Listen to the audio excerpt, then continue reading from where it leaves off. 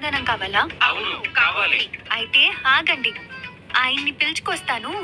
అందరికి విడివిడిగా సమాధానం చెప్తారు. అమ్మో వద్దు, ఈసారి వస్తే ఏం చేస్తారో ఏంటో. ఏంటో కదా. నోరు మూసుకుని వెళ్ళి మీ పనులు మీరు చూసుకోండి. సరే. ఇప్పుడు క్యాబిన్లోకి వెళ్తే ఏమంటారు? పెళ్ళైతే ముగుడికి కూడా ఇంత భయపడను, కానీ ఈయనకు భయపడాల్సి వస్తుంది.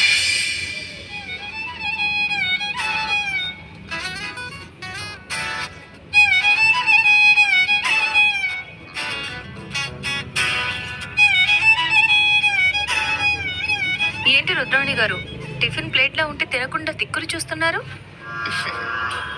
అంటే పాపం దిక్కులు చూస్తే ఎక్కువ తినొచ్చోనేమో కావ్య. అన్నయ్య, నేనేమి ఈ ఆస్తంతా కుంభకర్ణురాల్లాగా తినడానికి దిక్కులు చూడటం లేదు.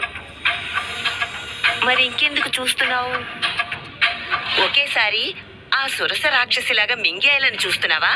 అంటే ఏంటి మీ ఉద్దేశం? ఆస్తి గురించి ఆలోచించడం తప్ప నాకు ఇంక వేరే పని పాట ఏం లేదనుకుంటున్నారా? నీ పనే ఈ ఆస్తిని ఎలా కొట్టేయాలనే కదా రుద్రాణి, ఇంకా వేరే పని ఉంటుంది. వదినా, కాస్త అందరూ సైలెంట్ గా ఉంటారా? నేనేమి ఎక్కువ తిన్నానుకో లేక ఇంకేదో చేయడానికో దిక్కులు చూడట్లేదు. ఈ పాటికే రావాల్సిన ఈ ఇంటి వారసుడు ఇంకా ఈ రోజు రాలేదేంటా అని చూస్తున్నా. అదే తెలుసుకోకుండా మీ ఇష్టం వచ్చినట్టు మాట్లాడుతున్నారు. ఆ అవసరం వాళ్ళకి లేదులేండి రుద్రాణి గారు. ఎందుకు లేదు? ఎందుకంటే వాళ్ళకి మీలా గుంటనక్క తెలివితేటలు లేవు కదత్తా. హేయ్, ఏం మాట్లాడుతున్నావే? నేను గుంటనక్కనేంటి?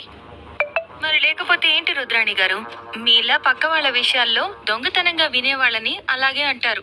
నాకేం పక్క వాళ్ళ జీవితాల్లోకి తొంగి చూడాల్సిన అవసరం లేదు. అందుకేనా నిన్నంతా నేను ఆయన ఏం మాట్లాడుకుంటున్నామో అని వంగి వంగి చూశారు?